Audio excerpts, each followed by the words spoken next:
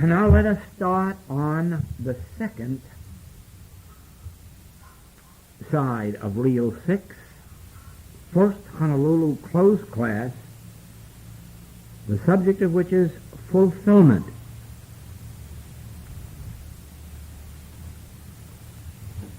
So as we resume, place yourself in consciousness so that you may realize God fulfilling itself, God fulfilling its own destiny as a spiritual universe, as spiritual activity, not God fulfilling itself in a human scene. And here I must say to you, don't think of God fulfilling himself as me. In the sight of God there is no me. God is fulfilling himself individually as God and universally. God is always fulfilling himself universally. That is why there's cattle on 1,000 hills and diamonds in the earth, fish in the sea, birds in the air, pearls in the sea. Not to fulfill you or me. This is God fulfilling himself universally. Let me see if I can illustrate that by using the infinite way as an example. I will say that God is fulfilling itself as the infinite way. In other words, that God is revealing truth to human consciousness as the message of the infinite way. And the proof to me that God is the author of the infinite way and the only actor and the only activity of the infinite way is in this. When the infinite way was first published, I was unknown except in a limited personal circle. One day a teacher, a metaphysical teacher, wrote me a letter, had discovered the infinite way, and not only was interested in it, but others were interested. And out of that beginning, the infinite way found a center in the consciousness in Canada.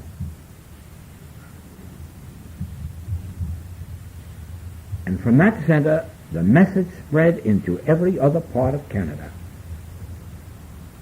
Another teacher in Victoria invited me to Victoria, and out of that 3 weeks of presenting the message there, they developed a group of students to carry on the work and through whom the work could spread. At this same meeting in Victoria came one from Calgary in Alberta who was touched with the message, carried the books back to Calgary, and in that city is a very flourishing infinite way activity, and from that city the message is going out into still other wider parts of Canada. That was not fulfilling me. That was God fulfilling himself as a message of truth being ushered into human consciousness and reaching all parts of the continent where I personally couldn't go and wasn't known and had to be waited to be sent for. In other words, I had to be known before I got there. And only God could find a way to do this, unless you want to take a big fortune and go out and spend it for advertising. But this was all done spiritually, with no human footsteps. And therefore, I know that the infinite way is not my demonstration, nor is it God's gift to me. It is God expressing himself in human consciousness. At this present moment, back about 1951 or 2, a recorder and recordings of infinite way classes is on the way to England and the continent of Europe. And out of this class, a student is carrying the first tape recordings to Australia. Is that God fulfilling me? Isn't that clear? God is fulfilling himself in this age as the message of the infinite way, and he is being very certain to reach every part of the globe. And my question is this: what part did Joel play in this? And your answer is probably he wrote the book, The Infinite Way, and prepared the tapes. All right, admitting that much, and even that couldn't have been done except as the activity of God, but admitting that much, what further part did Joel play? None. God fulfilled itself, not only in the presentation of the message in the book of The Infinite Way and in the tape recordings, but God fulfilled itself by delivering the message to Vancouver, to Victoria, to Calgary, to England, to the continent, to Australia, without any human help of the man Joel. Joel responded when the call came. Am I not right then in declaring that the infinite way isn't the infinite way? It is God declaring itself to human consciousness as the infinite way, and God maintaining the responsibility for the prosperity of the infinite way, for the spread of the message? Let me take you one step further. God is fulfilling itself as your individual being.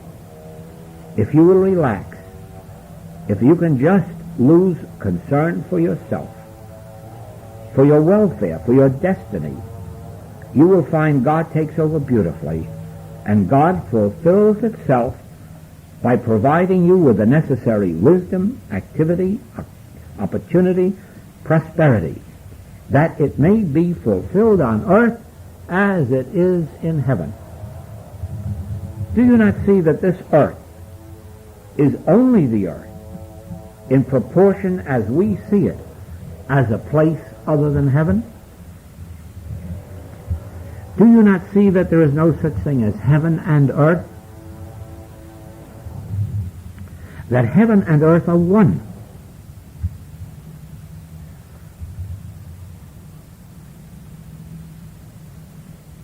The earth really becomes heaven when you see God fulfilling itself as your individual experience.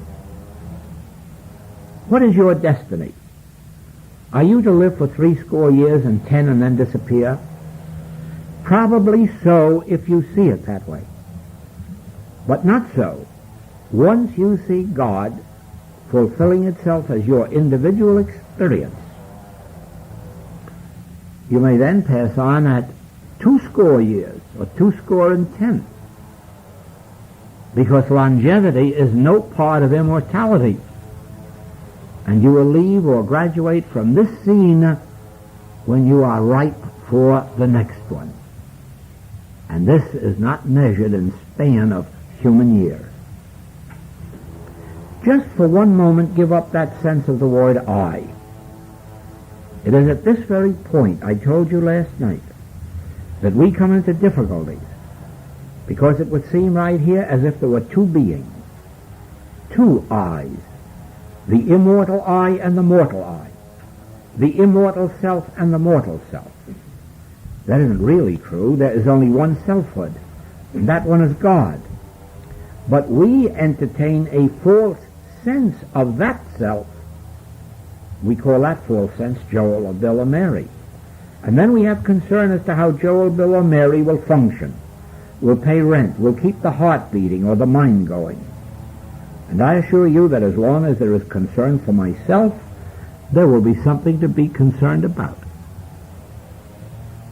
Once I can give up a concern for a mythical sense of self called Joel, and realize that Joel does exist, but not as Joel.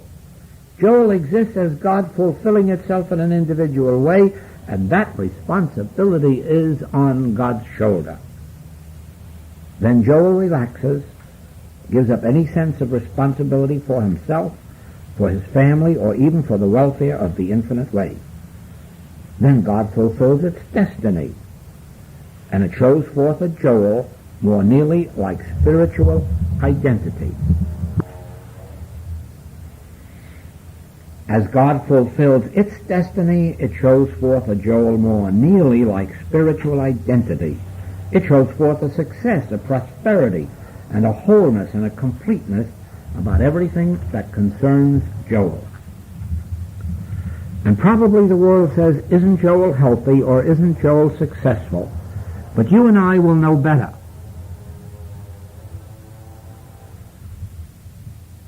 After this, we will never say, I, he or she is successful or happy or prosperous or healthy. We will understand God is fulfilling itself as our destiny, and we are standing aside and permitting it. There is an old story of the Orient about a great spiritual teacher who died or passed on and went to heaven and knocked at the gate. And God said, who is it? Who knocks? The great spiritual teacher said, oh, I, and identifies his name as the spiritual teacher. And God says, there is no room, go back. And the teacher went back and studied and meditated to see why he wasn't fit for entrance into heaven, and about 3 years later came back to the gate and knocked again, and God said, who is there? And the great teacher said, I am here, and again identified himself. And God repeated, there is no room, we are crowded, go back. And the teacher went back and again studied, meditated, pondered, and prayed. Then came back to heaven's gate, and God said, who is there, who knocks? And the teacher replied, thou art here. And God said, come in, there never was room for me and thee. God is infinite. Then there is no God beside me. Doesn't that remind you of our infinite way message? That there is not God and you, there is only God expressed, manifest as your individual being. And so the moment you think of you, she, he, it, or I, being happy, joyous, prosperous, you are outside of heaven, and you are not going to gain admittance. Why callest thou me good? There is but one good, the Father. There is only one life, the Father. There is only one career, the Father's, and the Father governs it. Spiritual fulfillment comes with this recognition that this is God's universe, and that God is governing it. God is governing the sun, the moon, the stars, the planets, the plants. God is governing all creation. God is governing itself, self-government, governing itself as Joel, Bill, Mary.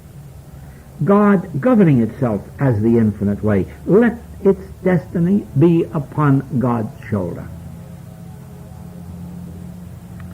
Now we come to an important part of the spiritual way of life. I have asked you at the beginning of this period to relax and realize God as fulfilling itself. Now will you for a moment try to see that in all of your human relationships that it is not necessary for you to project yourself. It is not necessary for you humanly to change the will or the mind or the thought or the belief of others with whom you come in contact in your family or business, social or political relationships. Right here, now, you may make a transition and let the silence proclaim your message. I repeat that. Let the silence proclaim your message. Supposing a child is here and being very naughty or disobedient, and your first impulse is to chastise it, correct it, perhaps even speak loudly to it or harshly. Try this. Don't do it. Get back into the silence and let the silence convey to that child the necessary message. And you know, I have seen this, that when you speak to a child to correct it, a mental block goes up that wants to keep you out and reject it. And it's very much the same thing with an employer sometimes talking to an employee.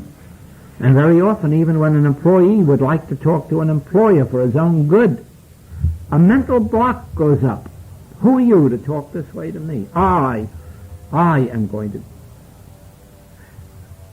And once you are aware of that, and stop trying to address the mentality of people, and go back in the silence, and let the silence proclaim. Don't project a message out into their mind. That's mental telepathy. You don't need words or thoughts.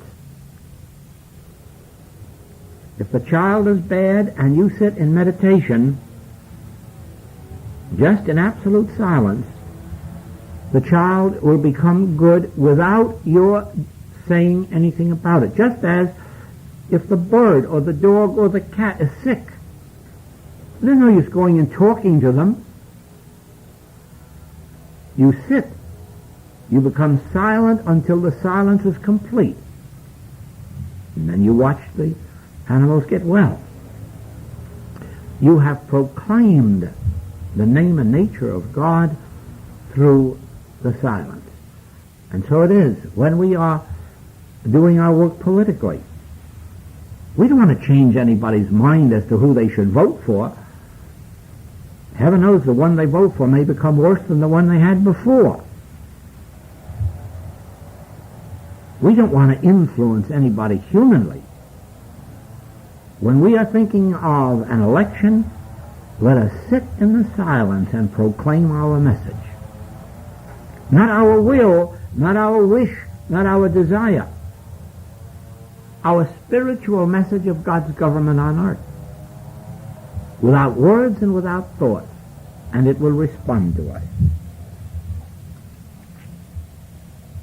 Let us suppose you have a political conviction and one of your friends or family has some opposing conviction, and you feel duty-bound, perhaps patriotic, in changing the thought or opinion of this person. Don't do it. Retire back into the great silence and let the silence be the teacher. And maybe they'll teach you that they were right and you were wrong. Let the silence instruct your friend, and if necessary you, in what the truth of the situation may be. This does not mean that you cannot voice a thought or an opinion. This does not mean that you cannot express your views. Oh, indeed, be normal, be natural, but do not try to place your conviction. Do not try to change your friend's conviction by argument, by human means. Do it through the great silence. You may have business connections, and you're not always in agreement with individuals. Or you may have occasion to try to convince some of the rightness of your ideas. Do not hesitate to use speech. Do not hesitate to present your case in the most orderly fashion you know. But do not use human persuasion or human force or human strength to convey the idea. Use the great power of silence in the realization that God fulfills itself. God proclaims its own message. God conveys its own truth. God conveys whatever ideas may be necessary. You do not yet know the power of the great silence, which is only a silence in the human sense, that it is a silencing of the human mode and means of conveying an idea or conviction. It is only a refraining from the more vigorous human modes of promoting an idea. In the silence, the voice of God, the activity of God, the presence of God, conveys whatever idea may be necessary. Or perhaps I can illustrate that in this way. By means of this class, I am presenting to you a message of truth. That is at least what the appearance is. I know that you agree that it is really God, truth, presenting itself to you, since you were the one who thought it. And so this is truth's way, God's way of imparting itself to you. And my voicing it is an avenue of or vehicle. Ah, yes, but my voice is not the convincing part of it. Do you realize that? My voice is not convincing you of it. I am using no pressure, no salesmanship to make you believe the message that you have heard here these 6 evenings. Oh no, that is not my province. My province is only to be the instrument through which God voices itself, and God is your consciousness, is the state of receptivity convincing you. And that is why that not everyone who was there that night and heard this message responded to it. I was the same, the message was the same, my voice was the same, but the receptivity of those who were there was entirely different. And they could only respond in proportion to their receptivity. Even Jesus Christ had to stand before Jerusalem and say, "Oh, Jerusalem, I would, but you would not." Really, you could not. You just did not have the spiritual capacity to accept a spiritual message. And so you must remember that as practitioners or teachers, you are not the ones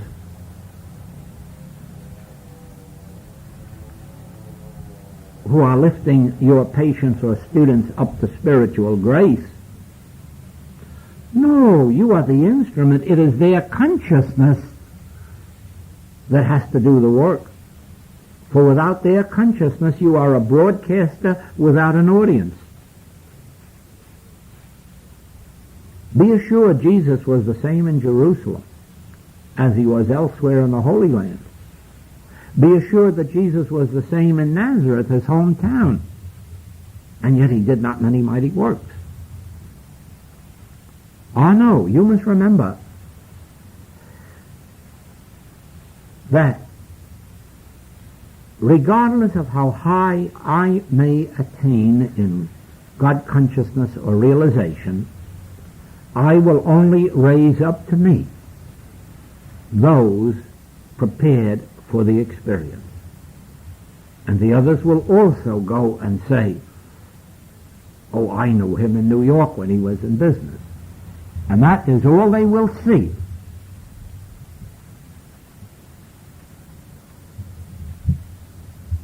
If you leave this class convinced of truth, you may rest assured of this. It was God, functioning as your consciousness, that convinced you. It is God fulfilling itself in every experience of what we call human existence. If you love your wife or your husband, you won't find it necessary to voice it a great deal, or to expound the idea, or to raise your voice in convincing tones. Or no, far better occasionally to say, "You know I love you," and rest. The conviction comes because of the truth of it. And if it is the truth of it, you won't have to enforce it. You won't have to convince. The truth itself will be the convincer. Or let us say that you have something to sell. It is very good to call attention to your product and to its good qualities. But do not try to be too persuasive. Do not try to be too convincing or argumentative about it. The truth will convince your prospect. Not everyone, because those who are not receptive will send you away. But there are enough receptive ones in the world. Sometimes it is said, well, it was many times before I went there, do not go to Chicago. No metaphysical movement can succeed very greatly in Chicago. None has. They are just not spiritual there. And look at the success we have had in Chicago. It is really a success. I am not interested in what 4 million people in Chicago may be. I'm only interested in the remnant that is ready for the infinite way, and so far I have never been any place, big city or small town, American country, European, Asiatic country, I have never been anywhere where I did not find a remnant. Isn't that true? Mm-hmm. Singapore, Malaya, didn't make any difference where. In Thailand, a woman even came down from Burma for the work. There is always a remnant of those who are preparing themselves to be not the natural man, but in whom already the Spirit of God is functioning.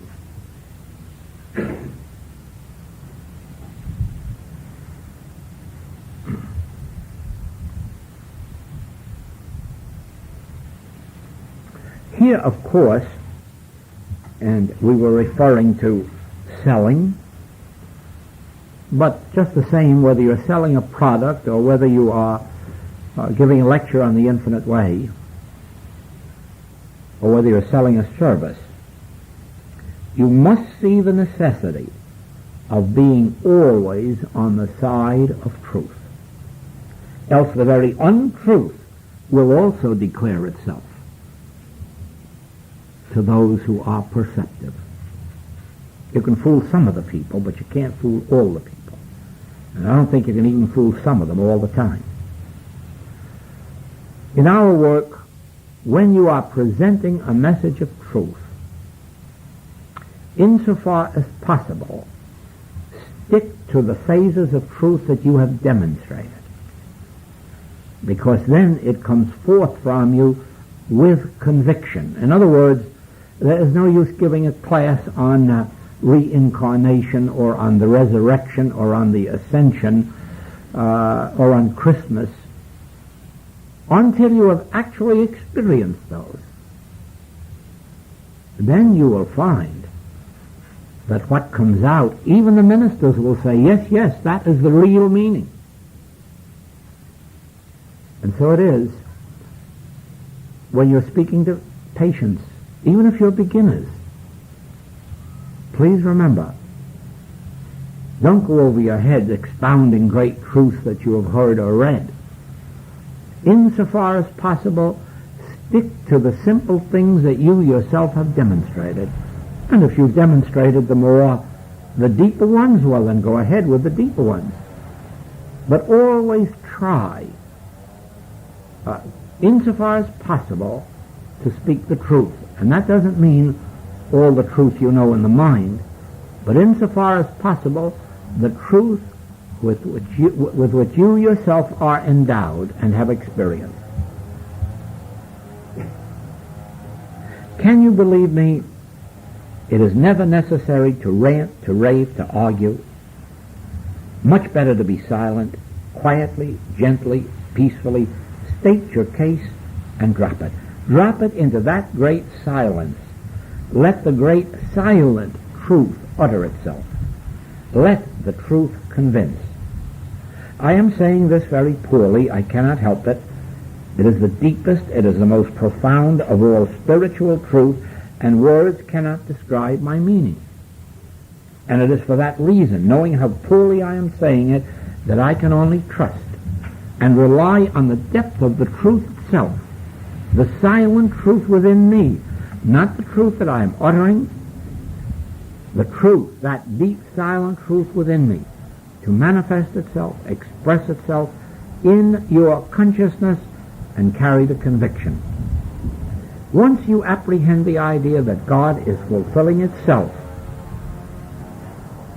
see how much less responsibility you have. Your personal responsibility grows less in proportion to your recognition that it is God fulfilling its destiny on earth. Someone must have known this when they said that speech is silver and silence is golden. The silence, which is the recognition of God declaring itself, God fulfilling itself, God uttering itself, this great silent truth is golden. Have you ever thought about the idea of God uttering itself? God expressing itself and you just stepping aside? Some of you have had the experience of sitting with me quietly and all of a sudden finding me telling you what you were about to ask or say. That was the silence uttering itself. And because I am attuned to the silence within me, I catch it. Many times in our early years of teaching, I would stop and point to someone and say, you have a question. What is it? And they would say, yes, I wanted to ask this, and they would ask it. And some of them thought that I was reading their mind. Some of them thought that it was mental telepathy when I didn't even know they were out there. I was attuned to the inner silence of me. and it reached them. That's all, and that's the way it happened. I have never personalized my work in the infinite way. Never. And when you have received a message that helped, it was because I am attuned to a deep silence within myself. And when I am in that attunement, which I am 999 minutes out of 1,000, anything comes forth that is necessary for your experience, for your healing, for your instruction, or for the welfare of the infinite way.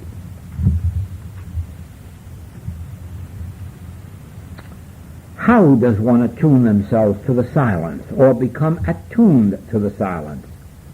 By practicing the state of receptivity, by practicing the open ear, by practicing the ability, even while talking or going about one's work, of maintaining an inner sense of listening, of receptivity. Then, out of the deep silence, the message comes to you, or the message goes from you. In my work of instructing on the inner plane, the method is just that simple. As I attain the depth of silence, the voice utters itself, expresses itself, speaks to the student. I may not hear it. I remain in the deep silence. But the student in the room, or sometimes thousands of miles away, receives an impartation of truth, a message of truth, and then writes me about it. I, as Joel, and very often they say, I'm sure you know about it already. No. I, as Joel, did not impart it to the student. And should you ever have the experience that some do have of hearing me speak to you within yourself, or seeing me appear to you in physical form, do not for a minute think I am projecting myself or that I know it. I am in attunement with the deep inner silence, the infinite invisible. You are attuned to me, and God is uttering itself to you in the form of that message. But it might startle you if it just came out of a bird's mouth or out of nowhere. And so, just as Christians always behold the Christ in the form of Jesus, and Buddhists always behold the form of the Christ as Gautama, so it is that as long as I am your teacher, you will either be aware of my voice or my presence or Christ Jesus, who is actually the consciousness in which I am embodied. One of these two can appear to you. But never believe that I know it. Never believe that I did it. No, I am always caring for you. But my way of caring for you is to go into the deep silence and let the Spirit of God reveal itself to you. And if you can receive it without me being a messenger, that's fine. If you can receive it with my being a messenger, that's fine. If you can receive it with Christ Jesus being a messenger, that's fine. Or if you ever find an Oriental teacher coming to you, do not be frightened, because they have come to me. It is God uttering itself, unless you get in the hands of a charlatan who monkeys with your mind. And if you do that, you will pay the penalty, and it will be a sad one. When you are selecting your teacher, be assured that you investigate the nature and character of the individual and of the teaching and of its background. It is too simple to use mental powers and give you what seems to be the same effect.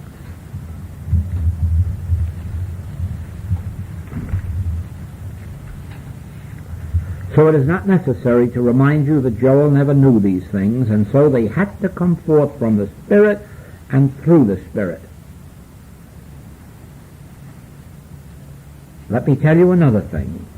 Joel has no power to instruct you to convince you. That too must be done through the silence, through the Spirit, and through your receptivity. And so there is nothing of human persuasion in our message. There is nothing of human force. There is nothing of human study or argument. Nothing of affirmation and denial. No human method used to convey truth. Let the truth convey itself. Let the truth convince you of itself. In your family relationships, there are many things that you wish your husband could understand, or your wife could understand, or your child could understand. And probably you have talked much about those things and still not convinced them or made them understand them. Now resort to the silence. If whatever it is you would like to convey is true, let truth convey itself to your friend or relative. Depend more and more on the deep silence, which means depend more and more on the great truth that God fulfills itself as speech, as conviction, as the consciousness of the teacher and of the student. Do you remember in the writings that I remind you that if we had a telephone sitting here and I wish to telephone to you, even in the next room, I cannot do it without going to Central. Central is our point of contact with each other over the telephone. And that is the same idea that I am trying to convey to you.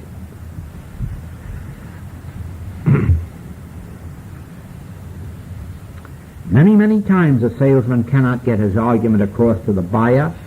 Many times an employee cannot get his idea across to the employer, or an employer cannot get his idea across to an employee. Many, many times parents cannot understand their children, and children cannot understand their parents, and parents cannot understand each other. Why not then? And I learned this years and years ago. I cannot go directly to you. Our backgrounds are different, our interests are different, our educational processes are different, our thinking processes. We respond to different impulses. I cannot go directly to your mind. And so I learned to give up trying to sell truth to the world. Well, in fact, I never began it. I learned this in the beginning. I must go to Central, make my contact with Central, and then fulfill that my conscious oneness with God constitutes my oneness with you. And I have no other relationship with you, and I have no other way of bringing healing or teaching or spiritual development to you. Only through my contact with the infinite, your contact with me, this hooks you into the infinite. Then the infinite will reveal truth to you. Why not then go to the same Central, to the same deep silence, loose it, let it go, and let the deep within convey the idea to the other. It works. And that does not mean trying to sell somebody an idea that you're convinced of. No, no. We are talking only about going into the silence with something that is of the nature of truth, of love, of reality, of rightness, of justice, of mercy. Not just our human convictions. When we start that, we're in black magic. We're in mental telepathy. A little experiment will show you how simple this is.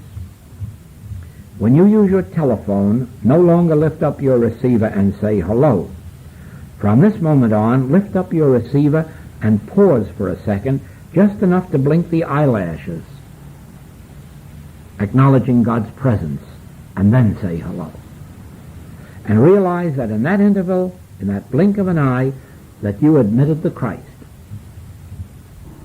Christ, the Spirit of God, into the relationship between you and the person on the other end of the telephone. Watch in a few days the great miracle that takes place. And we have had experiments with classes on this for the whole week that we were in class, and the difference that took place in relationships as a result. Because if I have a personal relationship with you, just back and forth, see how many different avenues it can take. See how many misunderstandings can arise. See how much of human will, human lust, human anything can come in. But just see the difference if, as I look out at you and place the Christ between us, see what happens in our relationship. And then you'll know what a power this is. When you go to the telephone, just to blink that blink, realizing the Christ is right here now.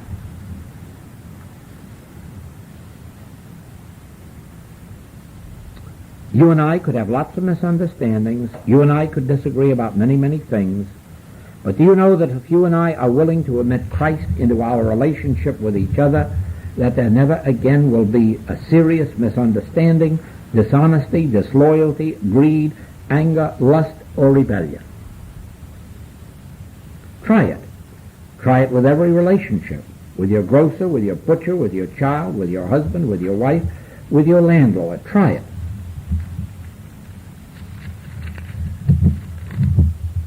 Instead of having a person-to-person relationship, admit the Christ into the relationship and do it by not taking any thought.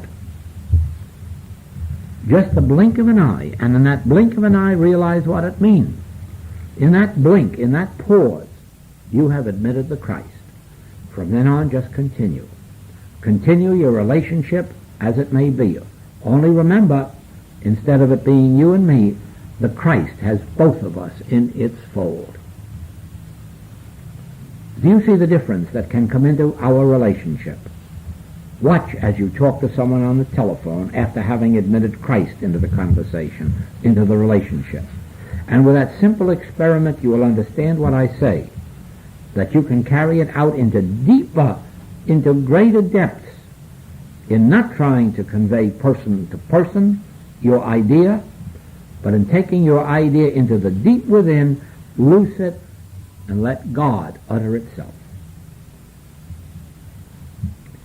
I take the infinite way into the deep within me every morning, noon, and night, and a great deal in the middle of the night.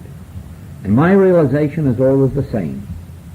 Father, I can do nothing about this. This is your work. You must convey it to human consciousness. You must open the way for its receptivity. This is your word. Carry it. Then do you see the wonderful things that happen? It brings you here into a class with me. Everyone here knows that I didn't bring you here. Everyone here knows that I didn't seek you. You know that you have the same feeling that I have, that God directed your footsteps here. Well now, why not carry that out into every relationship in your life? Take your marriage into the deep silence and say to the Father, human marriages aren't very good, even at the best. Take this spiritual marriage and reveal one, unity, harmony. Human motherhood and human fatherhood isn't really all that it's supposed to be. But the spiritual motherhood and the spiritual fatherhood is a great joy, a great blessing, because the spiritual child is Christ. Wouldn't you love to think that your child is Christ? It is, if instead of seeing a human being, a mortal material being, you take the idea of parenthood and childhood into the deep silence with you and say, Father, show me the spiritual nature of this relationship. The deep silence conveys the ideas of truth. The deep silence voices itself with conviction. As I abide in that silence, all that God wishes to voice to me is voiced, and is understood and received and responded to. The secret of healing is the silence. How? Well, you ask me for help. I sit back, turn to the deep silence within, wait for that deep silence to descend upon me, in which I really feel the presence and power of God, and then true harmony, spiritual harmony, which we call health, manifests itself to you. The deep silence within me has now expressed itself as the very health of your body. Of course, you helped by bringing yourself to me. I did not try to convince you of truth. I did not answer you back when you were voicing your discords and inharmonies. I did not try to argue you out of them. I listened, then went into that silence and let the silence impart its truth, its harmony, its wholeness to you. But do not get the idea that I listen to your symptoms or your problems, because I have no way of solving them. I don't know how to solve the problem of marriage any more than the problem of a broken toenail. I don't. I only know that in the depth of the silence, the Spirit of God reveals itself as harmony in any and every form necessary to this moment. And now do you see that I had no personal message for you, that I had no personal teaching for you, that I had a consciously realized oneness with God that enabled God to use me as a vehicle, and in using me, using all those who are drawn to me. It uses me as a vehicle of expression. It uses you as a vehicle of receptivity and responsiveness. And so really, truly, God has fulfilled itself in you. God has uttered itself in you all this week. It has been God expressing its truth, declaring itself to you. And God in the midst of you, this truth in the midst of you, this silence in the midst of you, is mighty to the enforcing of itself. Perhaps you understand now why you will not have to voice too much of this truth to your friends or your relatives. A word here and there, and then silence, and let God do the rest. Let God fulfill itself. And so as you think of fulfillment, as you think of your part in life, be still. Be still. Let God fulfill itself as your destiny. This has been a great week of rejoicing. This has been a wonderful week of companionship, of spiritual oneness. Let us continue throughout all time. Remember the great lesson, our fulfillment is of God. And because of that, we have no dependence on man whose breath is in his nostrils. We can live at peace with all men because we desire nothing that they have. Our fulfillment is of God. And in this, I'll speak now to those of you who were there 11 years ago when this lesson was given, and remind you how in that paragraph I set you free. I did not bind you to me. I did not take you into a membership, organized or unorganized. I did not ask you to be loyal to me or faithful to me or follow me. I set you free in every word of those last pages so that you would turn within to let God fulfill himself in you. And this could carry you in any direction that your career called for. I didn't bind you to the infinite way. I set you free.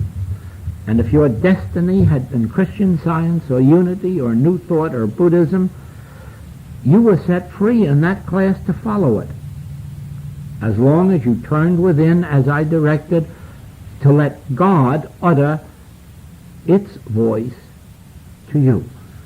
And to everyone everywhere, please remember that in every class, every lecture, in every one of my books, or in any treatment that I ever give you, I at the same time set you free to receive God's grace, to lead you in whatever direction your footsteps should be led. We are not all meant to be on the same path in the same way at the same time.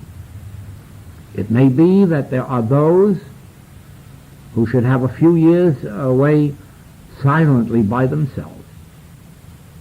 It may be that some should get much more active in the work.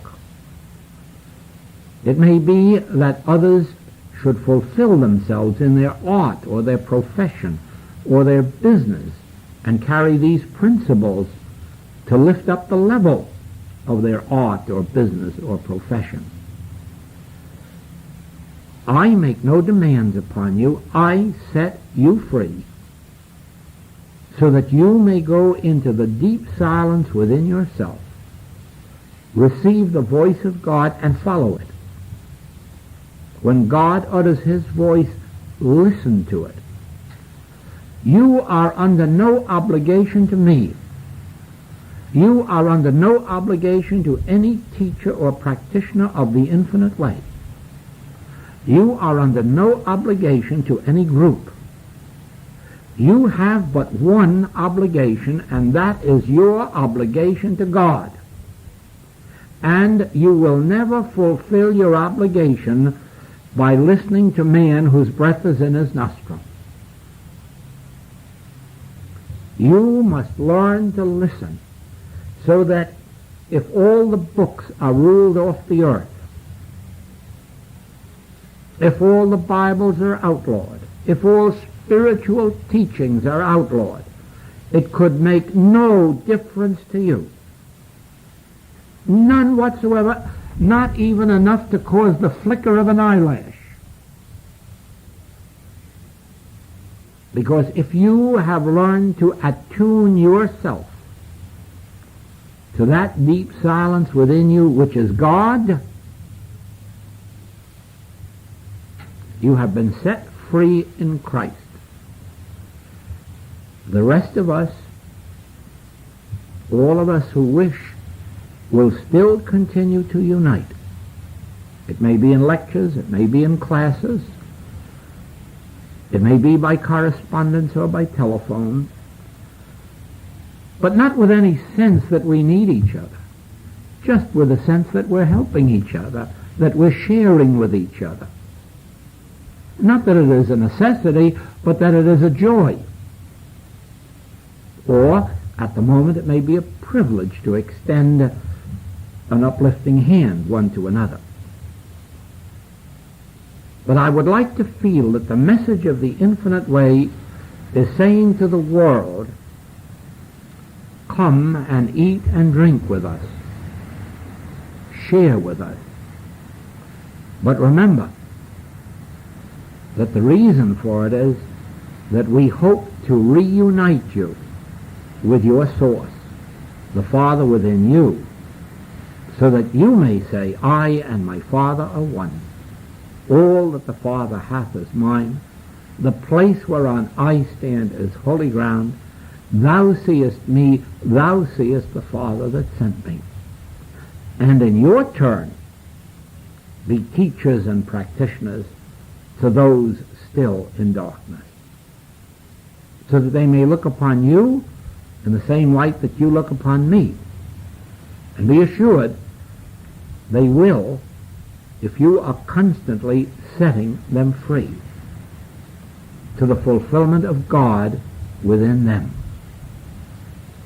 Never forget, never bind anyone to you with a debt of gratitude, of obligation, of anything.